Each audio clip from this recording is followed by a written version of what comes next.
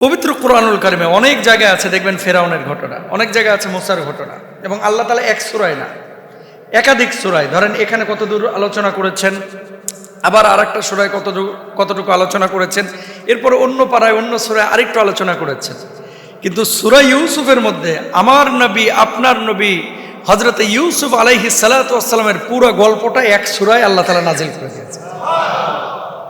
তার মানে একটা কমপ্লিট সূরা হচ্ছে সূরা ইউসুফ। আয়াত কয়টা বললাম? 111টা। যেই সূরাটাকে বলা হয়েছে আহসানুল কসাস, এই সূরার মধ্যে আল্লাহ সুবহানাহু ওয়া তাআলা অসংখ্য বিষয় রেখেছেন।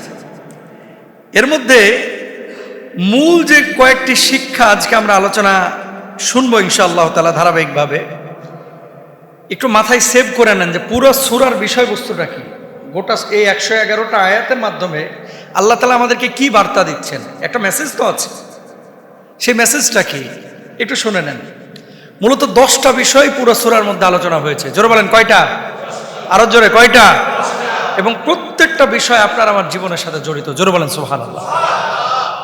1 নাম্বার, পৃথিবীতে এখানে এমন কোনো মানুষ আছেন আমার মুসল্লি যে হাত তুলে দেখাইবেন যে হুজুর আমার জীবনে কোনো কষ্ট নাই? একজন দেখাইতে পারবেন? কষ্ট ছাড়া কোনো মানুষ? দুনিয়াটা হচ্ছে আমাদের কষ্টের জায়গা, আখিরাতটা হচ্ছে সুখের জায়গা, ঠিক না? তা আল্লাহ বলছেন 1 নম্বরে কোনো কষ্টই স্থায়ী না, কষ্টের পরে সুখ আছে। মেঘ দেখে ডরায়েন না, ভয় পায়েন না, কালো মেঘের আড়ালে সূর্য হাসছে। সুবহানাল্লাহ। 1 নম্বর। 2 নম্বর হচ্ছে আল্লাহর পরিকল্পনা মানুষের পরিকল্পনার চাইতে শ্রেষ্ঠ। আপনার দৃষ্টিতে যেটা মনে হচ্ছে এটা অনেক ভালো, আল্লাহ রাব্বুল আলামিন বলছেন না, এটা তোর জন্য ভালো না, কারণ ইন ফিউচার কোনটা ঘটবে এটা আমি আল্লাহ ছাড়া কেউ জানে না। 2 নম্বর। 3 নম্বর, ধৈর্যের শেষ ফল হচ্ছে সম্মান। যখন কোনো বিষয় আপনি ধৈর্য ধারণ করবেন, আপনি নিজেকে সংবরণ করবেন, দেখবেন শেষ সময় কি হবে? সম্মান হবে। সুবহানাল্লাহ বলেন না? বাংলাদেশে অনেক পীর সাহেব আছেন, অনেক খানকার দরবারের দায়িত্বশীলরা আছেন, সারাক্ষণ খালি ফতোয়াবাজি করেন, অমুকে কাফের, অমুকে ফাউন্ডেশনে টাকা খায়, অমুকে এই করে, অমুকে সেই করে, সারাক্ষণ কালো চশমা দিয়ে খালি কুফুরির ফতোয়া খুঁজে। কথা বলেন না কেন? অনেক স্কলার আছে যাকে কাফের ফতোয়া দেওয়া হয়েছে, একটা কথাও কিন্তু বলে না। কথা বলেন না কেন? আমাকে গালি দিচ্ছে, আমি কোনো কথা বলছি না, ওনাকে গালি দিচ্ছে, উনি কথা বলছে না। এতে করে খেয়াল করে দেখেন, যিনি এগুলো নিয়ে হিংসা করেছে, যেই দরবারের লোক, উনার মান সম্মান সব নষ্ট হচ্ছে। পাবলিক কিন্তু ওই যে যেই ব্যক্তির সমালোচনা করা হচ্ছে তাকে টেনে নামাচ্ছে না, বরঞ্চ তাকে আরো সম্মানের জায়গা দিচ্ছে। বুঝেন নাই কথা? আপনাকে কেউ আঘাত করেছে, আপনি এই কান দিয়ে ঢোকা, এই কান দিয়ে বাইর করে দেন, আমি কোনো কথাই বলবো না, তুই দে আমারে কথা আঘাত দিতে পারিস। আপনাকে কেউ কষ্ট দিয়েছে, আমি কষ্ট মনে করলাম না, আল্লাহর জন্য আমি মেনে নিলাম, দেখবেন বিজয়টা আপনারই হবে। এই জন্য মান সাকাতা ফাকাদ নাজাতা, যে চুপ থাকে সে নিরাপদ থাকে, আল্লাহ তাআলা তাকে সফল কাম করে। সুবহানাল্লাহ বলেন না? ইউসুফ আলাইহিস সালাতু ওয়াস সালামের এই যে এই ঘটনা থেকে এখানে কিন্তু সূরা ইউসুফে আল্লাহ তাআলা বলছেন ধৈর্যের শেষ ফলাফলটা হয় কি? সম্মান। ঈমানদার কখনো হতাশ হয় না। 4 নাম্বার, ঈমানদারের জীবনে হারানোর কোনো ভয় নাই, হয় জিতবো না হয় শিখবো, ভেঙে পড়বো না। হয় জিতবো না হয় শিখবো, হতাশ হব না, ভেঙে পড়বো না। আমরা এমন কথা কখনো বলবো না যা আমারে দেখে ইচ্ছে হবে না। কে বলেছে হবে না? আপনার ছেলে প্রেসিডেন্ট হইতে পারে, আপনার ছেলে এমপি হতে পারে, আপনার ছেলে বাংলাদেশের বড় শাইখুল হাদিস মুহাদ্দিস হতে পারে। কথা বলেন ঠিক কিনা? আজকে প্রধানমন্ত্রী যে তারেক জিয়া, উনি যে প্রধানমন্ত্রী হয়েছেন, হয়তোবা 70 সালে ওনার বাবা ওই যে প্রেসিডেন্ট জিয়াউর রহমান সাহেব, তিনি হয়তোবা জানতেন না যে আমার ছেলে একদিন প্রেসিডেন্ট হবে, প্রধানমন্ত্রী হবে, জানতেন? তো আপনার ছেলে যে 2050 সালে প্রধানমন্ত্রী হবে না, এর কি গ্যারান্টি আছে? জানেন কে? আরো জোরে কে? তাহলে মুমিন কখনো হতাশ হবেন না। 4 নাম্বার। 5 নাম্বার, পরিবার থেকেও পরীক্ষা আসতে পারে। 6 নাম্বার, ক্ষমতা পেয়েও প্রতিশোধ না নেওয়া, এটা ইউসুফ আলাইহিস সালাতু ওয়াস সালামের থেকে শিক্ষা আছে। জোরে বলেন সুবহানাল্লাহ। 7 নাম্বার, চরিত্র রক্ষা করলে আল্লাহ তাআলা মর্যাদা বাড়ায়া দেন। সুবহানাল্লাহ। একটা গুনাহ আপনি ছেড়ে দিয়েছেন, কার জন্য? আল্লাহর জন্য। মনে হবে সাময়িক ক্ষতি হয়েছে, কিন্তু এর চাইতে 100 কোটি গুণ বেশি আল্লাহ রাব্বুল আলামিন আপনাকে উত্তম জাযা দেবেন। সুবহানাল্লাহ। 8 নাম্বার, সত্য প্রকাশিত হবেই যতই মানুষ আপনার বিরোধিতা করুক। কি হবে? সত্য প্রকাশিত হবে। আপনার ভাই আপনার ক্ষতি করেছে, আপনার ফ্রেন্ড সার্কেল আপনারে ক্ষতি করেছে, বারবার আপনি মানুষের সামনে চিৎকার করে বলেছেন আমি এই কাজটা করি না, আমাকে ভুল বুঝেন না, সমস্ত মানুষ আপনাকে ভুল বুঝেছে।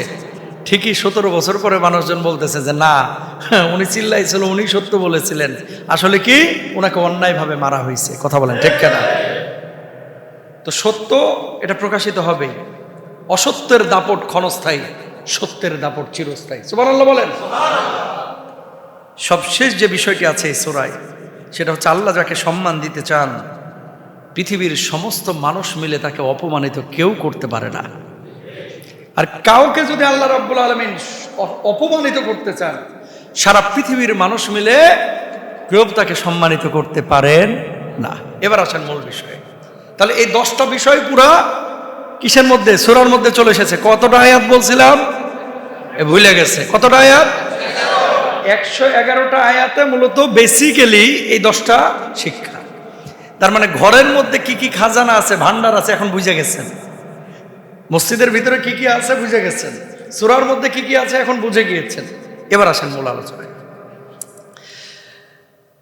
মাত্র বয়স 7 বছর, কেউ বলছেন 9 বছর, ইউসুফ আলাইহিস সালাতু ওয়াস সালামের ছোট্ট মানুষ।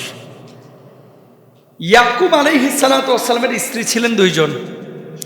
প্রথম স্ত্রী, কেউ কেউ বলছেন যে না আরো অধিক ছিল, ওই ঘরে সন্তান হয় নাই। কিন্তু প্রথম ঘরের যে স্ত্রী, তার ঘরে মোট 11 জন সন্তান। কতজন? 11 জন।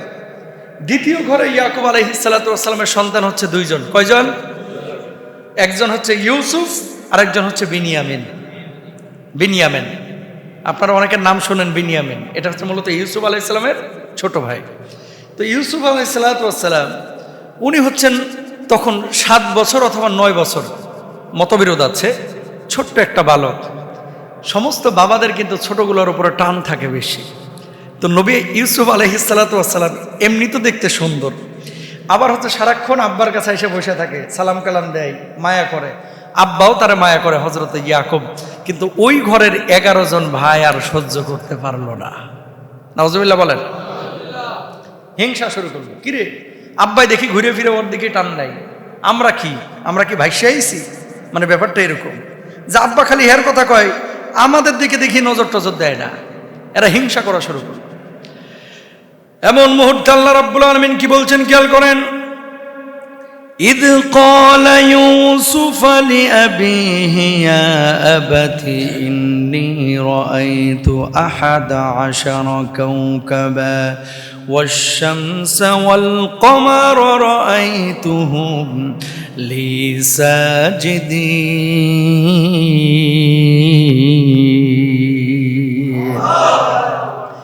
রাত্রিবেলায় ঘুমিয়েছেন ইউসুফ, হঠাৎ ঘুমের মধ্যে স্বপ্ন দেখলেন 11টা নক্ষত্র আর চন্দ্র সূর্য একসাথে ইউসুফ আলাইহিস সালাতু ওয়াস সালামকে সিজদা করছে। পরের দিন সকালবেলায় ঘুম থেকে উঠে বলছে, যখন ইউসুফ তার পিতাকে বলল, হে পিতা, আমি 11টি নক্ষত্র, সূর্য এবং চাঁদকে দেখেছি ওদেরকে আমার প্রতি সাজদা অবনত অবস্থায়, আকাশের ওই 11টা নক্ষত্র আর চন্দ্র সূর্য সবাই আমার সামনে সাজদা অবনত হয়ে গেছে। সঙ্গে সঙ্গে ইয়াকুব আলাইহিস সালাতু ওয়াস সালাম বললেন, ও কলিজার টুকরা, বুকের মানিক, ও আমার সন্তান, খবরদার, এই স্বপ্ন তুমি আমার সামনে প্রকাশ করেছো, তোমার বাকি 11 ভাইয়ের কারো সামনে প্রকাশ করো না। জোরে বলেন আল্লাহু আকবার। এজন্যই মুহাদ্দিসিনরা বলেন, ভালো স্বপ্ন দেখলে কারো সামনে বলা যাবে না। বুঝাইতে পারছি? হুজুর নবীরে স্বপ্নে দেখছি। তো ঠিক আছে, দেখছো, আলহামদুলিল্লাহ, খুবই ভালো। নবীজির আকার আকৃতি শয়তান ধারণ করতে পারে না। কেউ যদি আমার নবীকে স্বপ্ন দেখে, সত্যিই সেই নবীকে স্বপ্ন দেখেছে। কিন্তু এমন লোক যদি বলে যে নবীজিকে স্বপ্ন দেখছি, জীবনে নামাজ পড়ে না, মুখে দাড়ি নাই, সুন্নতের কোনো চিন্তা নাই, জানতে হবে ও নবীকে দেখে নাই, ও হয়তো বা খাজা বাবারে দেখছে। কথা কোন ঠিক কিনা? নামাজ নাই, রোজা নাই, নবীকে স্বপ্ন দেখবো জীবনও সম্ভব না। এমন কিছু মানুষ আছে এরকম, হুজুর নবীজির স্বপ্নে দেখছি। কি দেখলেন? আমার দিকে তাকায় রয়েছে। নবীজি বলে এর দিকে তাকায় রয়েছে, তা আপনি তাকান নাই? কি যেন বলতে চাইলো, পরে গেল গা। তো দেখলে চুপ করে থাকেন, আরেকজনের সামনে বলেন কেন? ও ভাবলেন যে আপনি দরবারের পীর, আপনারা চিনি কত বড় পীর, আপনি জুমার নামাজও আসেন না। বহুত লোক আছে না নাই? হ্যাঁ, আপনি যদি দেখেই থাকেন অবশ্যই এটা গোপন করেন, এটা বলার কিছু নাই, জাহের করার কিছু নাই। এই জন্য ভাইরা আমার, ভালো স্বপ্ন দেখলে কাউকে শেয়ার করবেন না। খারাপ স্বপ্ন যদি দেখেন ইমাম সাহেবের কাছে আসবেন, খতিব সাহেবের কাছে আসবেন, পরামর্শ চাইবেন, হুজুর আমি এখন কি করব। খারাপ স্বপ্ন দেখেছেন সাপ আপনার দিকে দৌড়াস, ছাদ থেকে আপনি পড়ে যাচ্ছেন, এমন স্বপ্ন দেখেছেন যেই স্বপ্নের মধ্যে মৃত্যুর বার্তা আছে, এই ধরনের কোনো স্বপ্ন যদি দেখেন, আপনি কিছু দান সাদাকা করেন, আল্লাহর কাছে পানা চান, আল্লাহর কাছে মাপ চান। আপনি যদি ডান কাত হয়ে শুয়ে থাকেন, বাম কাত হয়ে যান, ঘুম থেকে জাগ্রত হওয়ার পরে বাম দিকে 3 বার থুতুর মতো নিক্ষেপ করেন, আল্লাহর কাছে দোয়া করেন, আউযু বিল্লাহি মিনাশ শাইতানির রাজিম পড়েন, আল্লাহর কাছে বলেন লা হাওলা ওয়ালা কুওয়াতা ইল্লা বিল্লাহ। এটা হচ্ছে আপনার করণীয় আমল। কিন্তু ভালো স্বপ্ন কাউকে শেয়ার করা যাবে না। স্বপ্ন 2 ধরনের, একটা হচ্ছে আল্লাহর পক্ষ থেকে, একটা হচ্ছে শয়তানের পক্ষ থেকে। আল্লাহর পক্ষ থেকে যে স্বপ্ন হয় এগুলো হচ্ছে সত্য স্বপ্ন, শয়তানের পক্ষ থেকে ওয়াসওয়াসায় যে স্বপ্ন হয় এগুলো হচ্ছে খারাপ স্বপ্ন। এগুলো নিয়ে বেশি পেরেশান হওয়া যাবে না। ইউসুফ আলাইহিস সালাতু ওয়াস সালাম স্বপ্ন দেখলেন, অমনি বাবা বলতেছে, সন্তান এটা আর কাউরে বলিস না, তোর অন্য ভাইদেরকে, কারণ এরা এমনি তোরে সহ্য করতে পারে না, কারণ বেশি আদর করি আমি তোরে। বাস, কি হলো? এবার ভাইরা টার্গেট নিলেন। কি টার্গেট? দেখেন বাবা কি জবাব দিচ্ছেন। বাবা জবাব দিলেন, ক্বালা ইয়া বুনাইয়া লা তাকসুস রুয়াকা আলা ইখওয়াতিকা ফায়াকিদু লাকা কাইদা ইন্নাশ শাইতানা লিল ইনসানি আদুউম মুবিন।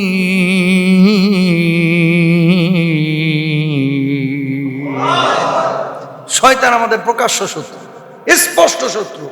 খবরদার এটা তুমি আর কারো কাছে কি করো না, বর্ণনা করো না, বইলো না। বাবাও তো নবী, আল্লাহু আকবার, বাবা নবী, ছেলেও নবী, সুবহানাল্লাহ। এবার দেখেন এই যে 11 ভাই এরা ষড়যন্ত্র শুরু করলো যে না রে, সুরুরার ওপরে তো আব্বার বেশি টান, এটার সাইজ করতে হইব। ভাইয়ের এবার পরামর্শ বসলো 11 ভাই কি করা যায়। কেউ বলে আরে চল আড়ালের মধ্যে নিয়ে যা, হত্যা করে ফেলি, মেরে ফেলি। কেউ বলে যে না না, মারবো না, চল দূরে কোথাও ঘুরতে নিয়ে যা, নাম করে নিয়ে যা কূপের মধ্যে ফেলে দিই। আবার কেউ কেউ বলে যে না, এরা নিয়ে যা বনের মধ্যে, বাঘের সামনে ফেলে দিই। কেউ বলে যে না, পানির মধ্যে ফেলে দিই। ভাইরা পরামর্শ করলো, এই পরামর্শের সিদ্ধান্ত উপনীত হলো আমরা তারা হত্যা করব না, কিন্তু কূপের মধ্যে ফেলে দেবো বা নির্জন কোনো জায়গায় ফেলে আসবো, যাতে করে এই ছোট্ট ইউসুফ বাড়িতে না আসতে পারে, আর আব্বার বা আলাদা নজর ইউসুফের উপরে না পড়ে। জোরে বলেন নাউযু বিল্লাহ। 11 ভাই গেছে আব্বার কাছে। আব্বা, আব্বা, কি হয়েছে বাজার? ইউসুফ রে খালি দেখে আপনি নিয়ে বয়ে থাকেন, আমগো একটু দেন না, আমরা ইউসুফ রে নিয়ে যে খেলবো। কোথায় নিয়ে যাবি? অমুক জায়গায় মেলা হচ্ছে, ওই জায়গায় নিয়ে যাব। আব্বা বলছে না, তোদের সাথে আমি দিতাম না, তোরা উদাসীন, আমার ইউসুফরে দিতাম না তোদের সাথে। আব্বা একটু দেন না, কোনোদিন তো দেন না, আজকে দেন, আমরা দেখে রাখবো, ওরে খেলাইবো, ও খেলবে, ওরা কিছু কেনাকাটা করে দেবো বাজার থেকে, আমরা 11 ভাই থাকবো, আর কোনো ক্ষতি হবে না। 1 বার 2 বার 3 বার যখন বলছে, বাবা তো ভাইরা চাচ্ছে ছোট ভাইরে, মায়া করে দিয়ে দিচ্ছে। এই বদমাশ ভাইরা তখন কি করল, নবী ইউসুফ আলাইহিস সালাতু ওয়াস সালাম 7 বছর অথবা 9 বছরের ছোট্ট বাচ্চা, ভালো মন্দ কোনো কিছুই তারতম্য করতে পারে না। ইয়াকুব আলাইহিস সালাতু ওয়াস সালাম নতুন জামা কাপড় পরিয়ে দিয়েছেন পরিবারের পক্ষ থেকে। 11 জন ভাই কত দূর নিয়ে যাওয়ার পরে যখন মহল্লা থেকে অনেক দূরে চলে গেছে, কেউ ঘুষি মারা শুরু করেছে, কেউ জামা টানা শুরু করেছে, কেউ কান টানা শুরু করেছে। নবী ইউসুফ আলাইহিস সালাতু ওয়াস সালাম বললেন, ও কলিজার টুকরা ভাইরা, আপনারা না আমার মেলায় নিয়ে যাবেন, আপনারা না আমার ঘোরাফেরা করাবেন, বাজার থেকে নিত্য নতুন জিনিস কিনে দেবেন, আমার মারছেন কেন? আমার অপরাধটা কি? আব্বাই তোরে ভালোবাসে কেন, এর জন্যই তোরে মারতেছে। আল্লাহু আকবার বলেন। আব্বা তোরে ভালোবাসে কেন? ও ভাই, আমার মাফ করে দেন, আমার ছেড়ে দেন, আমি আমার আব্বার কাছে চলে যাব, কোনোদিন আপনাদের সামনে আসবো না, কোনোদিন দাঁড়াবো না। কিন্তু ভাইদের কলিজার মধ্যে বিন্দু মাত্র মায়া জন্মাইল না। নবী ইউসুফ আলাইহিস সালাতু ওয়াস সালামের 7 বছরের ছোট্ট বালককে ওই মিশরের পাশে এমন একটা বাজারের কিনারায় দেখলো গভীর নলকূপ, যেখান থেকে মানুষ পানি পান করে, যেখান থেকে পানি ওঠায়। ওই ছোট্ট বালককে ধরে একসাথে যখন কূপের মধ্যে নিক্ষেপ করছিল, ইউসুফ চিৎকার করছিল, আমারে ফেলায় না, আমারে ফেলায়ও না, আমারে ফেলায়ও না, আমার বাবার কাছে নিয়ে যাও। কিন্তু ওই 11 ভাইয়ের কলিজার মধ্যে বিন্দু মাত্র ভালোবাসা জন্মায়নি। জোরে বলেন না আউযুবিল্লাহ। জালেম কিন্তু ওই সময়ও ছিল, এখনকার মতো না, আগেও ছিল, এখনো আছে। কথা বলেন না কেন? আগেও যেমন ছিল এখনো আছে। এখনো দেখবেন বাপ কিছু একজন ভাইকে যেটা বেশি খেদমত করতেছে একটু ভালো করে দেখলেই অন্য ভাইরা কিন্তু সহ্য করতে পারে না, খালি ক্ষতি করতে চায়, তখন ভাই ভাইকে চিনে না, ঠিক কিনা? এই যে ইউসুফ আলাইহিস সালামকে ফেলে দিলেন, আল্লাহ তাআলা আসমান থেকে দেখছে, কূপের মধ্যে নিক্ষেপ করছে। আচ্ছা, কূপের মুখ থেকে নিচ পর্যন্ত পড়তে মনে হয় 10 মিনিট সময় লাগে। কয় মিনিট লাগে? 1 সেকেন্ড, এই তো 10 সেকেন্ড, 5 সেকেন্ড, এর বেশি তো আর লাগে না। জিবরিল আমিনকে আল্লাহ রাব্বুল আলামিন ইশারা করলেন, ও জিবরিল আমিন, আমার ইউসুফকে যে ভাইরা কূপের মধ্যে ফেলে দিল, মুহূর্তের মধ্যে তুমি গিয়ে হাতটাকে বেঁধে দাও, একটা পাত্র বিছায়া দাও, আমার ইউসুফের যেন কোনো ব্যথা না লাগে, আমার ইউসুফের যেন কোনো আঘাত না লাগে। পড়তে 5 সেকেন্ড 10 সেকেন্ডের প্রয়োজন হয়েছে। জিবরিল আমিন পাখা দিয়ে ইউসুফ আলাইহিস সালাতু ওয়াস সালামকে ধরে ফেলেছেন।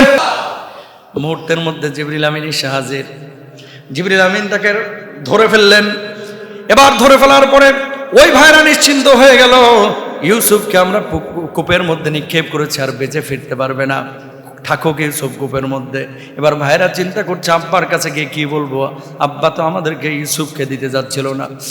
একজন পরামর্শ দিল, ভাই বাবার কাছে যাওয়ার পরে বলবো আমরা ইউসুফকে খেলাইতেছিলাম, এমন মুহূর্তে পেছন থেকে একটা বাঘ এসে থাবা মেরে নিয়ে চলে গিয়েছে, আব্বাকে আমরা বুঝ দিয়ে দেবো, চিন্তা করো না। ওইদিকে জিবরিল আমিন এমন একটা পাত্র, এমন একটা আসবাব, এমন একটা জায়নামাজ অথবা এমন একটা বিছানা ওখানে বিছিয়ে দিয়েছে। ইউসুফ আলাইহিস সালাতু ওয়াস সালাম ওই কূপের মধ্যে বসে বসে আকাশের দিকে তাকিয়ে আছে। জোরে বলেন সুবহানাল্লাহ। আল্লাহু আকবার, আল্লাহু আকবার। কূপের মধ্যে যখন নিক্ষেপ করা হলো, লা তাকতুলু ইউসুফা ওয়া আলকুহু ফি গায়াবাতিল জুব, তোমরা ইউসুফকে হত্যা করো না, বরং তাকে গভীর কূপে ফেলে দাও। ভাইয়েরা পরামর্শ দিল, ইন্নী লা ইয়াহজুনুনি আন তাযহাবুহু ওয়া আখাফু আন ইয়াকুলাহু যিব, তোমরা তাকে নিয়ে গেলে আমি কষ্ট পাবো, আর আমি আশঙ্কা করি তোমরা সতর্ক থাকলে নেকড়ে খেয়ে ফেলবে। এটা আগেই বলেছিল বাবা। সুবহানাল্লাহ বলেন। যেমনি ইউসুফ আলাইহিস সালাতু ওয়াস সালামকে ফেলে দিল, ফেলে দেওয়ার পর আল্লাহ রাব্বুল আলামিন ইউসুফের কানে কানে ওহী করতেছেন, ছোট ইউসুফ জিবরিল আমিনের মাধ্যমে। কি ওহী? ওয়া আওহাইনা ইলাইহি লাতুনাব্বিআন্নাহুম বিআমরিহিম হাদা ওয়া হুম লা ইয়াশউরুন।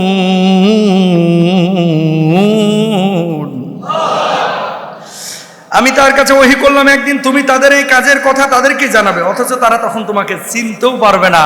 তাকবীর। কে বলছেন এই কথা? আল্লাহ। ইউসুফকে কানে কানে বললেন, এটা এই লোকগুলোকে তোমার সামনে দাঁড় করাবো, কিন্তু তারা সেদিন তোমাকে চিনবে না। কে বললেন? কূপের মধ্যে ফেলে দিয়েছে 7 বছর 8 বছরের বাচ্চাকে, খাওন পাইব কই? আল্লাহ তাআলা 2 আঙ্গুলের মধ্যে মধু আর দুধ ঢেলে দিলেন। আঙ্গুল চুষে একটা দিয়ে দুধ বের হয়, আঙ্গুল চুষে আরেকটা দিয়ে জান্নাতি মধু বের হয়। শিক্ষা কি? আল্লাহ যদি কাউরে রক্ষা করে, ও টেনের নিচে পড়েও মরে না। আল্লাহ যদি কাউরে রক্ষা করে, কূপের মধ্যে পড়েও মরে না। সাগরের মধ্যেও আল্লাহ তাআলা 7 দিন 8 দিন ভাষায় রেখে এর কিনারায় ভিড়াইতে পারে। কথা বলেন ঠিক কিনা? তাহলে তাওয়াক্কুলটা ইউসুফ কার উপরে করলো? জিবরিল আমিন দিয়ে আল্লাহ তাআলা ইউসুফকে রক্ষা করলো। এবার ভাইয়েরা বাজার থেকে খাইতে খাইতে যাইতেছে, আর বলতেছে বাপেরে কুমুড়া কি? একজনে কইল যে যদি বাগে খাইয়া ফেলছি, কই তাহলে তো আব্বাই করবো, খাওয়ার পরে যে জামা কাপড় পরেছিল হেডিকু। তো বলছে চল এক কাজ করি, জামা তো আগেই খুলে ফেলাইছি, কূপে ফেলার আগে আবার জামা খুলছে, কূপে ফেলার আগে জামা খুলে এটার ভিতরে কিছু আলগা রক্তের মতো লাগাইছে রং, যাতে করে আব্বারে যে বুঝাইতে পারে যে আপনার ইউসুফ রে খায় ফেলাইছে। এই রংযুক্ত জামা নিয়ে নবী ইয়াকুব আলাইহিস সালাতু ওয়াস সালামের কাছে ভাইরা যখন হাজির হলো, ইয়াকুব আলাইহিস সালাতু ওয়াস সালাম ওই সন্তানদের দিকে তাকায় বললেন, আমার ইউসুফ কই, আমার ইউসুফ কই? আব্বা, আপনার ইউসুফকে বাঘে খেয়ে ফেলছে। ইয়াকুব আলাইহিস সালাতু ওয়াস সালাম বললেন, না না, আমি বিশ্বাস করি না আমার ইউসুফকে বাঘে খাইতে পারে না, সত্যি করে বলো। কই যে দেখেন জামা, আপনার ইউসুফকে খেয়ে ফেলছে। বাপ বিশ্বাস করে না। ইয়াকুব আলাইহিস সালাতু ওয়াস সালাম কান্না শুরু করলেন, চোখ দিয়ে দরদর দরদর করে পানি পড়ে। আল্লাহ আল্লাহ আল্লাহ, কোন পরীক্ষায় আমি পড়লাম। ভাইরা যেহেতু স্বীকার করলো না, এইভাবে একদিন না, 2 দিন না, 3 দিন না, বেশ কয়েক মাস অতিবাহিত হয়ে গেল। কিন্তু ইয়াকুব আলাইহিস সালাতু ওয়াস সালাম নবী ইউসুফের খবর আর পাইলেন না। চোখগুলো কাঁদতে কাঁদতে সাদা হয়ে গেল। কেউ কেউ বলেন ওই শোকে নবী ইয়াকুব আলাইহিস সালাতু ওয়াস সালাম অন্ধ পর্যন্ত হয়ে গেছিলেন, দৃষ্টিশক্তি হারায় ফেলছিলেন। জোরে বলেন আল্লাহু আকবার। এদিকে চলে গেল, বাপরে বুঝ দিচ্ছে, বাপ কান্না করতেছে। ভাইরা কত বড় জালেম চিন্তা করে, কত বড় জালেম, তাও স্বীকার করলো না। মিশর থেকে একটা বাণিজ্য কাফেলা আসছে, পানি খাবে, যেহেতু মরু এলাকা, পানি খাওয়ার জন্য এখন কূপে বালতি ফেলতে হবে। যেমনি কূপে বালতিটা ফেলছে, অমনি ইউসুফকে তুলে জিবরিল আমিন বালতির উপরে বসায় দিচ্ছে। সুবহানাল্লাহ বলেন। রাখে আল্লাহ মারে, রাখে আল্লাহ মারে। বালতি এবার টাইনা তুলতেছে, কূপের নিচে অন্ধকার, ওখানে তার বাতি নাই, কারেন্ট নাই। কিরে ভাই, অন্যদিন পানি তুলি এত ভারী তো লাগে না, আজকে এত ভারী লাগে কে? কারে বেটা উঠা তাড়াতাড়ি, কি ভারী, পিপাসা লাগছে, পানি খাবো, উঠা। উঠায় দেখে যেন আকাশের চাঁদ বালতির মধ্যে বসে রয়েছে। ইউসুফ নবী সুন্দর না, ছোট বাচ্চা, টাকায় হাসতেছে। সুবহানাল্লাহ। ওরা চিন্তা করছে কি, কোনো বাচ্চা মনে হয় বাইরে থেকে এসে ধাপ করে পড়িয়া ওই ঝুলেছিল, বালতি নামাইছি, বালতির উপরে উঠে গেছে। ওদের ধারণা এটা, ও তো আর জানে না এটা হচ্ছে পরবর্তী নবী ইউসুফ আলাইহিস সালাতু ওয়াস সালাম। সুবহানাল্লাহ। তখন মানুষ কেনা বেচা হইতো, এবার একটা আর একটা পরামর্শ দিচ্ছে, দোস্ত এটারে নিয়ে যাইগা বাড়িতে। কয় না, এটারে বাজারে বেচমু। কয় যেহেতু সুন্দর, নাদুস নুদুস, চেহারা সুরত ভালো, এটারে বাজারে নিয়ে গেলে দামটা ভালো পাবো। উঠাইছে বাজারে মিশরের। এখন এটার দাম তুলছে যে এক পাল্লাই এই বাচ্চা, আর এক পাল্লাই হচ্ছে মুদ্রা। যদ্দুর ওজন হবে, যে দাম দেবে তার কাছে দিয়ে দিব। তাহলে যেন তেন মানুষ কিন্তু কিনতে পারবে না। ওই বোকদারা যদি বুঝতো যে এটা নবী হবে, এ জীবনে ব্যস্ত। আরে কি সম্পদ বেচে দিচ্ছে। ওইদিকে মিশরের যে আজিজ মন্ত্রী, যারা রাষ্ট্র চালায়, এই একটা ছিল বন্ধা। এবার খোঁজ লাগাইছে যে এখানে কিছু মানে দেখ বাচ্চা টাচ্চা আছে কি কেনাকাটা। তখন বাচ্চা কেনাকাটা হইতো, বেচা কেনা হইতো আর কি। যাওয়ার পরেই বাচ্চারে কিনছে। বাচ্চা কেনার পরে ইউসুফকে নিয়ে যাওয়া হলো তার বাড়ির মধ্যে। নেওয়ার পরে ওই আজিজ মিশরের স্ত্রী ইউসুফ আলাইহিস সালাতু ওয়াস সালামকে দেখার পরে, ছোট্ট বাচ্চাকে দেখার পরে বললেন, না না না, এই বাচ্চাকে আর হাতছাড়া করব না। যেহেতু আমাদের রব আমাদেরকে সন্তান দেয় নাই, এই বাচ্চাকে আজকে থেকে আমরা সন্তানের মতো লালন পালন করব। আর আল্লাহ রাব্বুল আলামিনের পরিকল্পনা দেখেন, একটা দরিদ্র ফ্যামিলি থেকে, গরিব ফ্যামিলি থেকে আল্লাহ রাব্বুল আলামিন ইউসুফকে আজিজে মিশরের বাড়িতে থাকার ব্যবস্থা করে দিলেন। জোরে বলেন সুবহানাল্লাহ। বেচে দিল কার কাছে? আজিজে মিশরের কাছে। ছোট বাচ্চা খেলে, হাসে, এই সেই হচ্ছে, চলছে, ভালোই চলছিল। ইউসুফ আলাইহিস সালাতু ওয়াস সালাম এমন একটা বয়সে পরিণত হলেন, যেই সময় ইউসুফ আলাইহিস সালাতু ওয়াস সালাম প্রাপ্তবয়স্ক হলেন, যৌবনে পদার্পণ করলেন। ওয়ালাম্মা বালাগা শুদ্দাহু আতাইনাহু হুকমান ওয়া ইলমা ওয়া কাযালিকা নাজজিল মুহসিনিন।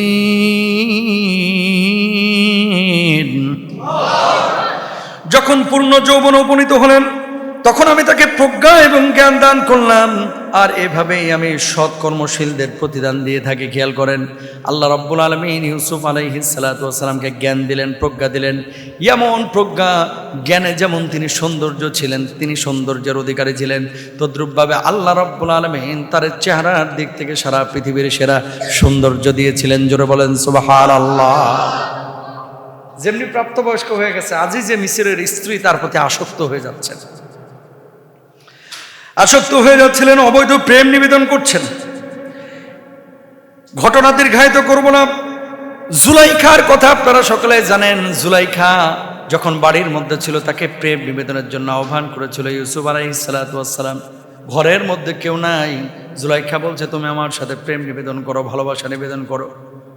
ইউসুফ আলাইহিস সালাতু ওয়াস সালাম আল্লাহ রাব্বুল আলামিনকে চিনতেন, জানতেন, তাওহীদে বিশ্বাসী ছিলেন। তিনি যখন এই প্রস্তাব পেলেন, সঙ্গে সঙ্গে তিনি দৌড় দিলেন।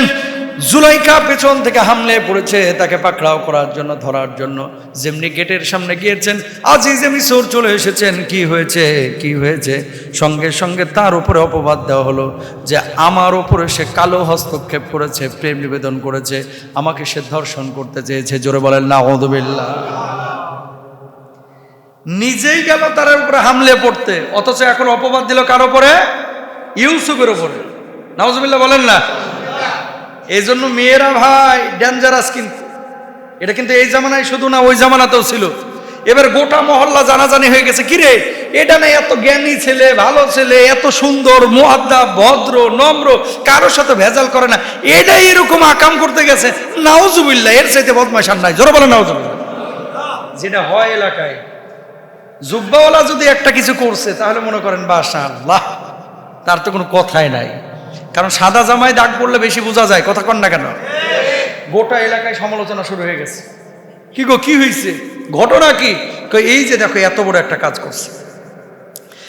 وراودته التي هو في بيتها عن نفسه وغلقت الأبواب وقالت هيت لك। জোরে বলেন আল্লাহু আকবার। যে নারীর ঘরে তিনি ছিলেন, সে তাকে নিজের প্রতি আকৃষ্ট করতে চাইল। সে সব দরজা শক্ত করে বন্ধ করে দিল, বন্ধ করে বলল এসো। কে বলছেন? আমার আল্লাহ নিজে বলছেন। ইউসুফ সঙ্গে সঙ্গে জবাব দিলেন মাআদাল্লাহ, আল্লাহ আপনি আমাকে সাহায্য করেন। ইন্নাহু রব্বি আহসানা মাথওয়াই ইন্নাহু লা ইউফলিহুয যালিমুন।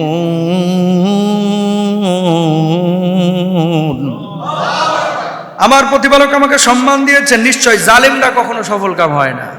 আল্লাহু আকবার বলেন। ওয়ালাকাদ হাম্মাত বিহি ওয়া হাম্মা বিহা লাউলা আররা বুরহান রাব্বি। সে তো ইউসুফকে কামনা করেছিল, আর যদি ইউসুফ তার প্রতিপালকের প্রমাণ না দেখতেন তবে তিনিও তার দিকে ঝুঁকে পড়তেন। জোরে বলেন নাউযুবিল্লাহ। মানে আল্লাহর ভয় যদি না থাকতো তাহলে ওই অবস্থায় হয়তো বা ইউসুফ জুলাইখার প্রতি ঝুঁকে পড়তো। এটা আমার কথা না, আমার আল্লাহর কথা। দরজার দিকে দৌড় দিছে। ওয়াস্তাবা কালবাবা কদ্দাত কামিসুহু। খেয়াল করেন, ওয়াকদ্দাত কামিসুহু মিন দুবুর। মানুষজন জমা হইলো, আজিজে মিসর জমা হইলো, বলতেছে এই ইউসুফ তুমি আমার বউয়ের দিকে হাত দিছো, হাত বাড়াইছো, তুমি ওকে কামনা করেছো। না না না না, উনি মিথ্যা কথা বলছে, উনি আমার দিকে কামনা করছে, উনি মিথ্যা বলছে। কয় প্রমাণ কি? মানুষজন একত্রিত হইলো। কয় পেছন দিক থেকে যদি ছেঁড়া থাকে তাহলে যে ইউসুফ সত্যবাদী, আর যদি সামনে ছেঁড়া থাকে তাহলে ওই মহিলা সত্যবাদী, জুলাইখা সত্যবাদী। আল্লাহর কি লীলা দেখেন। সবাই পাঞ্জাবি খেয়াল করলো, জামা খেয়াল করে দেখে, কারণ খামসা তো পিছন থেকে মারে, সামনে থেকে না। সামনে থেকে তো মারবে হচ্ছে ইউসুফ। তো ইউসুফ তার নিজের পেছন নিজে ছিঁড়তে পারবে না, পারবে?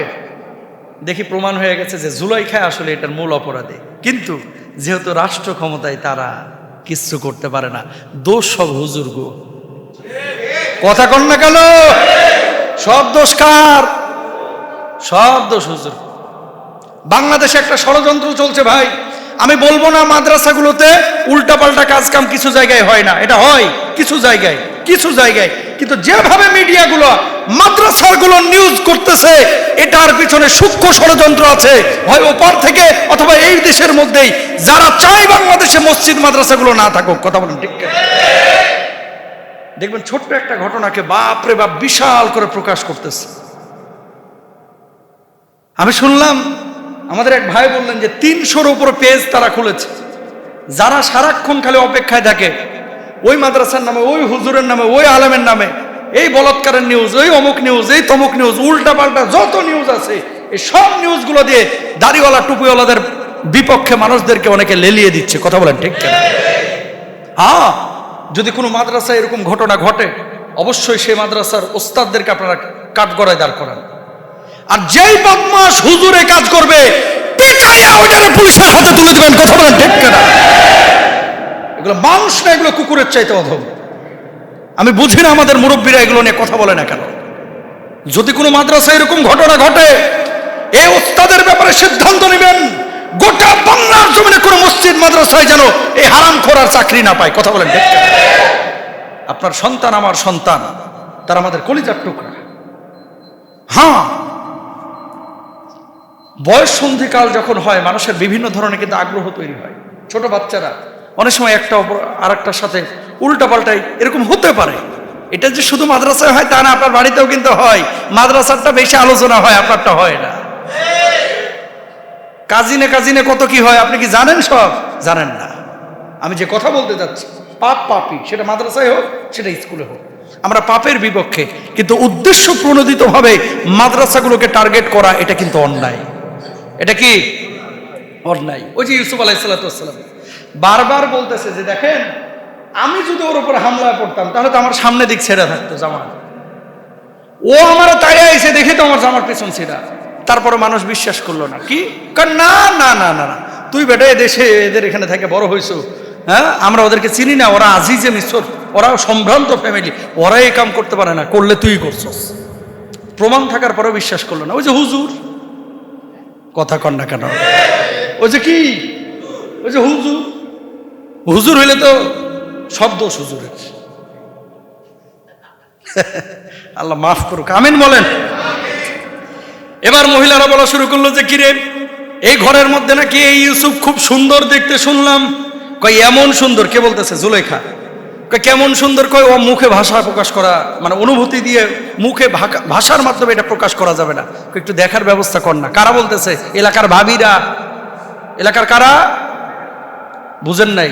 এলাকার অন্যান্য যে মহিলারা আছে না, এই ঘরে নাকি ইউসুফ আছে, এটা নাকি দেখতে খুব সুন্দর। কেমন সুন্দর? দেখলে পাগল হয়ে যাবি, একটু দেখানোর ব্যবস্থা কর না। তো বলতেছে কেমন সুন্দর, দেখানোর ব্যবস্থা করব। ঠিক আছে আসিস, যেহেতু আজিজে মিশরের প্রেসিডেন্টের স্ত্রী, দেখায় ঘরের মধ্যে বসবি। বসছে, সবার হাতে একটা করে আপেল আর একটা করে ছুরি দিছে। ইউসুফ আলাইহিস সালাম বসছে, কেবল বসার পরে আপেল কাটতেছে খাওয়ার জন্য। আপেলে ছুরি না চালায় হাতে ছুরি চালাইছে, হাত কেটে গেছে, টেরও পায়নি। আল্লাহ, কেমন সুন্দর ছিল আমার ইউসুফ নবী। সুবহানাল্লাহ, সুবহানাল্লাহ। এখন আপনি বলবেন যে হুজুর, আমার নবীর চাইতে ইউসুফ নবী বেশি সুন্দর ছিল কিনা?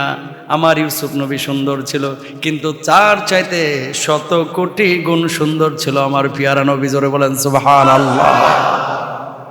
আবার নবীজির দিকে সাহাবীরা যখন তাকায় থাকতেন, অপলোক দৃষ্টিতে তাকায় থাকতেন, আকাশের পূর্ণিমার চাঁদের দিকে তাকাচ্ছেন একজন সাহাবী, আমার নবীর মুখের দিকে তাকাচ্ছেন, কম্পেয়ার করছেন কে বেশি সুন্দর, পূর্ণিমার চাঁদটা নাকি আমার মায়ের নবীটা?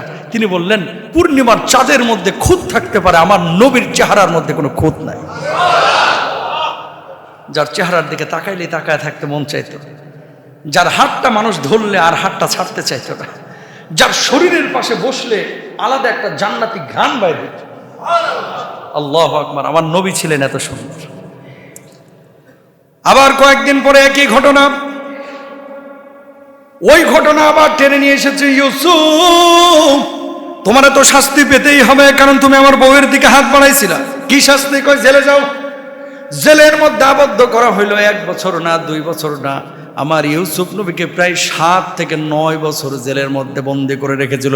জোরে বলেন না আউযুবিল্লাহ। জেলের মধ্যে যখন দিয়ে দিছে, দেওয়ার পরে সাথে আরো 2 জন গেছে ওই জেলখানাতে। 2 জন যখন গেছে, যাওয়ার পরে দেখলো যে ইউসুফ এই জেলের মধ্যে।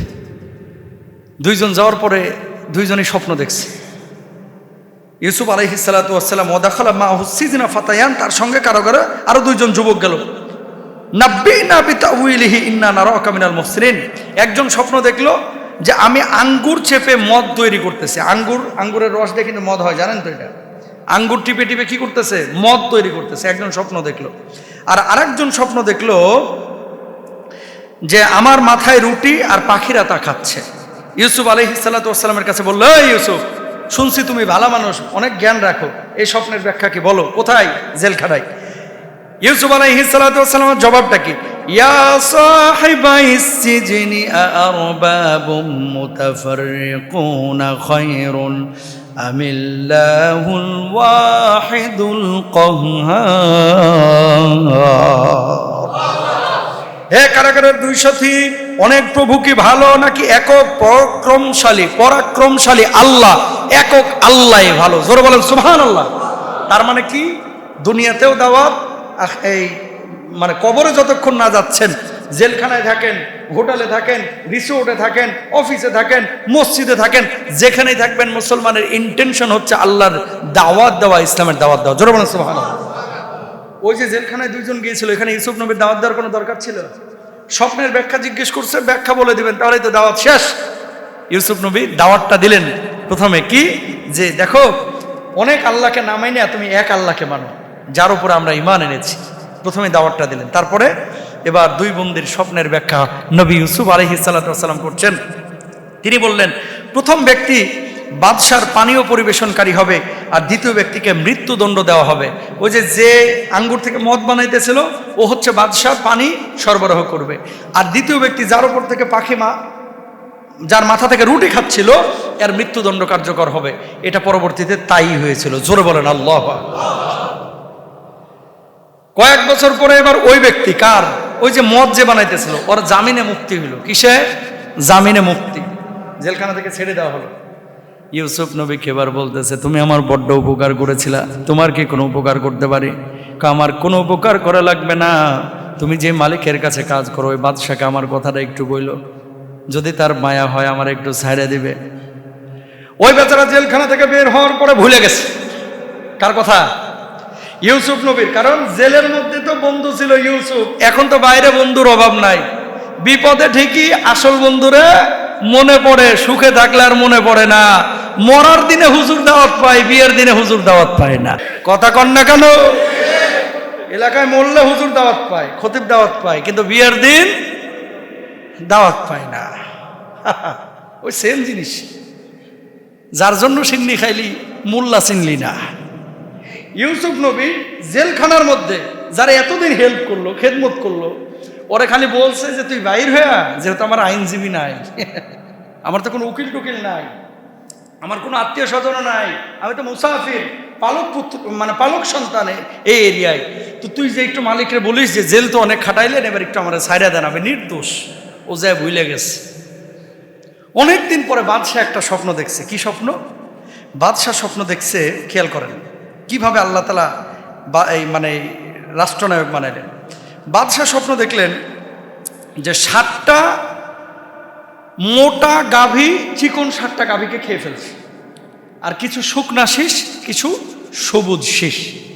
বাদশাহ স্বপ্ন দেখার পরে স্বপ্ন ব্যাখ্যাটা জানার জন্য একেবারে পাগলের মতো হয়ে গেছে। কে? মিশরের বাদশাহ। এবার গোটা রাজ্যে খবর লাগালো, এই স্বপ্নের ব্যাখ্যা কেউ তোমরা করতে পারবা কিনা? কেউ স্বপ্নের ব্যাখ্যা করতে পারে না, কেউ পারে না। ওই যে ভদ্রলোক যে জেলের মধ্যে ছিল, এবার এর কথা ইউসুফ আলাইহিস সালাতু ওয়াস সালামের কথা মনে পড়ছে, যে এই স্বপ্নের ব্যাখ্যা তো একজন করতে পারে, সেটা হচ্ছে ইউসুফ। সঙ্গে সঙ্গে ওই বাদশাকে বললেন, আমার কাছে একজন লোক আছে আমার সন্ধানে, যে লোকের কাছে গেলে আপনার স্বপ্নের সুস্পষ্ট ব্যাখ্যা করতে পারবে। কয় কে সেই লোক? কয় তার নাম হচ্ছে ইউসুফ, যে অনেক দিন ধরে জেল খাটতেছে। কয় স্বপ্নের ব্যাখ্যাটা জানে আয়, যদি ভালো ব্যাখ্যা করতে পারে ওর জেল থেকে আমি বাইর করে ফেলবো। আল্লাহু আকবার। তো ইউসুফ আলাইহিস সালাতু ওয়াস সালামের কাছে গেছে। ইউসুফ নবী বলছে, প্রথম 7 বছর ওই যে 7টা গাভী, 7 গাভীকে খেয়ে ফেলছে। এর মানে হচ্ছে প্রথম 7 বছর প্রচুর ফসল হবে, এরপরের 7 বছর প্রচুর দুর্ভিক্ষ হবে, এরপরে আবার 1-2 বছর খুব ফসল হবে, মানুষ স্বচ্ছন্দে থাকবে, সুখে শান্তিতে থাকবে।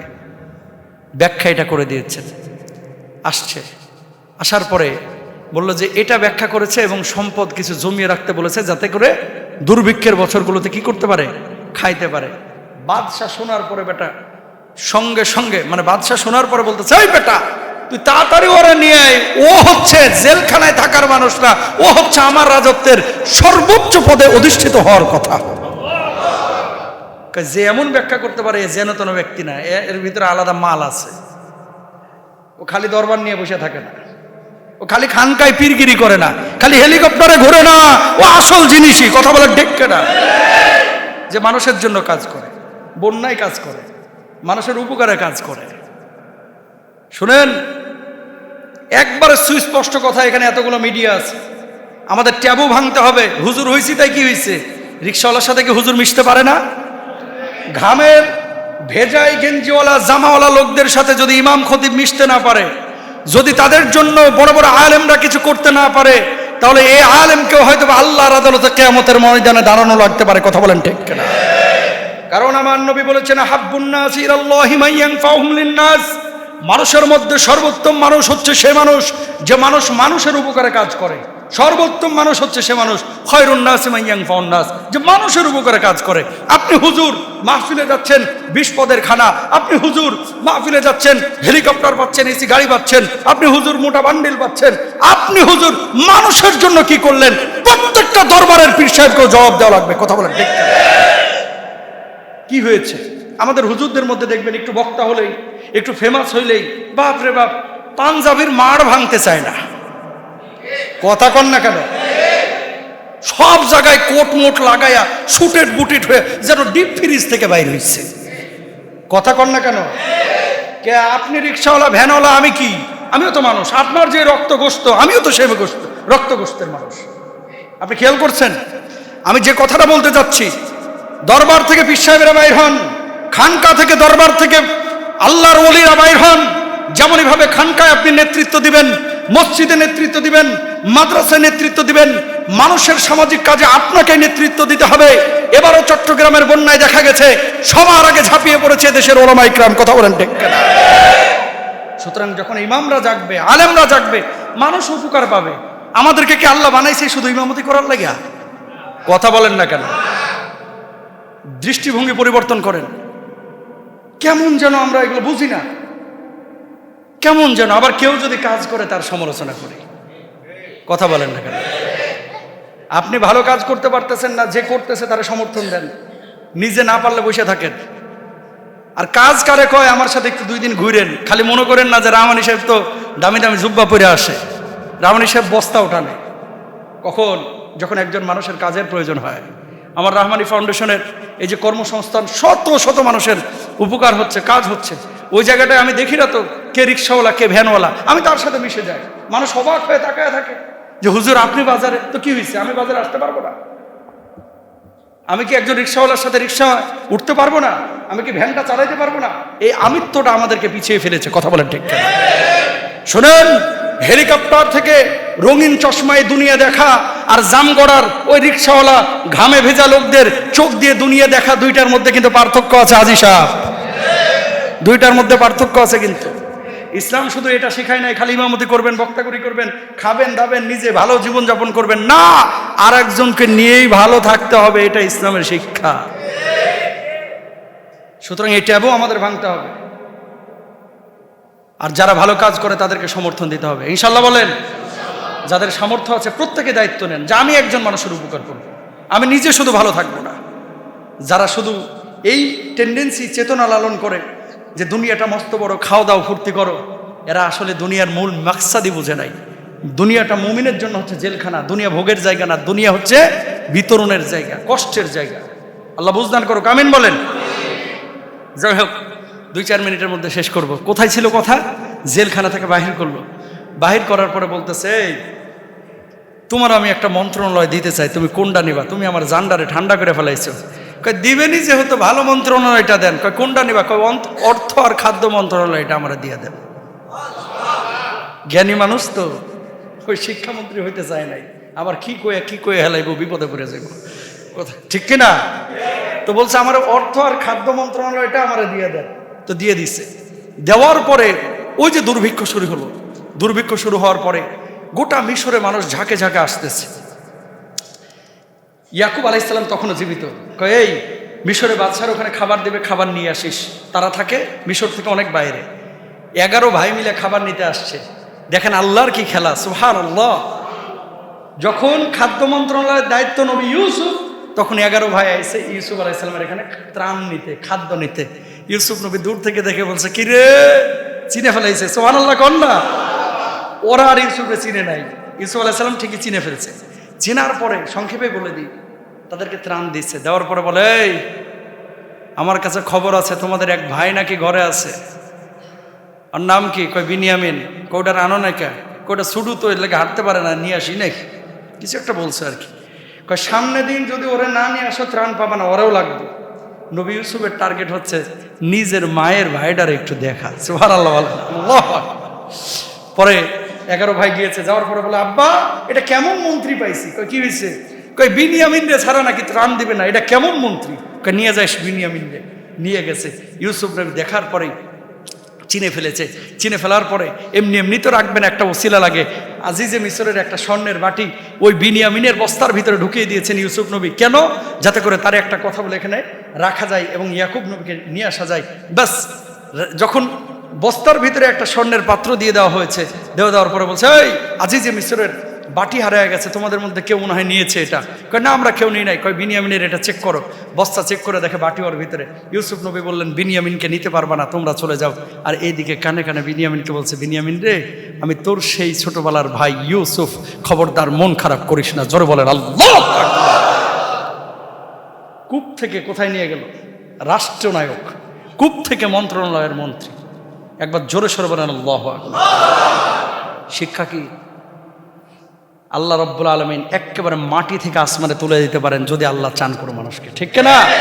তারা চাইলে হত্যা করতে, আল্লাহ বানায় দিলেন কি? মন্ত্রী। সুবহানাল্লাহ। মন্ত্রী হয়ে গেলেন হযরত ইউসুফ আলাইহিস সালাতু ওয়াস সালাম। এরপরে এই 11 ভাই ইয়াকুব নবীকে নিয়ে আবার এসেছেন। ইউসুফ আলাইহিস সালাতু ওয়াস সালাম একটা জামা দিয়ে পাঠিয়েছিলেন। কারে? ওই ভাইগুলোর 11 জন রে, যে তোমরা যে আচরণটা আমার সাথে করেছিলে, আমি ইউসুফ তোমাদেরকে মাফ করে দিয়েছি। আমরা পারবো এরকম ভাইকে মাফ করতে? আমরা তো বোন ভাইকে মাফ করতে চাই না, ভাই ভাইকে মাফ করতে চাই না, খালি আক্ষেপ, আল্লাহ যেন তোর বিচার করে। না, আপনারা ঠগাইছে তো আল্লাহ আপনারা ঠকাবে না, ওরা মাফ করে দেন। যে না, কয়দিনের জিন্দেগি, তুই খায়া খায়া ভালো থাক, আমি একটু কষ্ট করলামই। যে যত মাফ করতে পারে পৃথিবীতে সে তত সুখী। সুবহানাল্লাহ বলেন। একটা জামা দিছে। জামা দেওয়ার পরে ইয়াকুব আলাইহিস সালাতু ওয়াস সালামের এই সন্তানদেরকে ইউসুফ নবী বলে দিছে, এই জামাটা নিয়ে যে খালি ইয়াকুবের চোখে লাগাইবা, সাথে সাথে কিছু একটা হবে। চোখে লাগাইছে আর অমনি দৃষ্টিশক্তি ফিরে আসছে। সুবহানাল্লাহ। তখন ইয়াকুব নবী বুঝে গেছে যে এটা সাধারণ কোনো মানুষের জামা না, হয়তো আমার ইউসুফের জামা। আব্বা ঠিকই ধরছেন, আপনার ইউসুফ আজকে কূপে নাই, আপনার ইউসুফের ব্যাপারে আমরা মিথ্যা কথা বলেছিলাম, আব্বা আমাদেরকে মাফ করে দেন। আপনার ইউসুফ জীবিত, এখন মিশরের অর্থমন্ত্রী, খাদ্যমন্ত্রী। জোরে বলেন সুবহানাল্লাহ। আল্লাহ কারে কিনা করতে পারে। যাই হোক, সময় শেষ। এখান থেকে শিক্ষাটা কি? শিক্ষা হচ্ছে মানুষকে ক্ষমা করে দেওয়া, শিক্ষা হচ্ছে মানুষকে ভালোবাসা, শিক্ষা হচ্ছে ধৈর্য ধারণ করা, যেগুলো আগেই বলে দিয়েছি। ওই যে 10টা শিক্ষা, যে পুরা এই 111টা আয়াতের মধ্যে 10টা শিক্ষা ছিল। কলিজার টুকরা ভাইয়েরা, এখান থেকে শিক্ষা নেন, জীবনটাকে সাজান। সবশেষ যে দোয়াটা করেছিলেন ইউসুফ আলাইহিস সালাতু ওয়াস সালাম, তিনি দুনিয়ার ক্ষমতা পেয়ে আখিরাতকে ভুলে যান নাই, দুনিয়ার ক্ষমতা পেয়ে ভাইগুলোকে ভুলে যান নাই, আত্মীয় স্বজনকে ভুলে যান নাই। তিনি হক আদায় করেছেন, সব সময় দোয়া করতেন, রব্বি কদ আতাইতানি মিনাল মুলকি ওয়া আল্লামতানি মিন তাউবিলিল আহাদিস তাওফানি মুসলিমান ওয়া আলহিকনি বিস সালিহিন। আল্লাহু আকবার। এই দোয়াটা আপনারা বেশি বেশি করবেন ইনশাআল্লাহ। আল্লাহ তাআলা তৌফিক দান করুন। জোরে বলেন আমিন।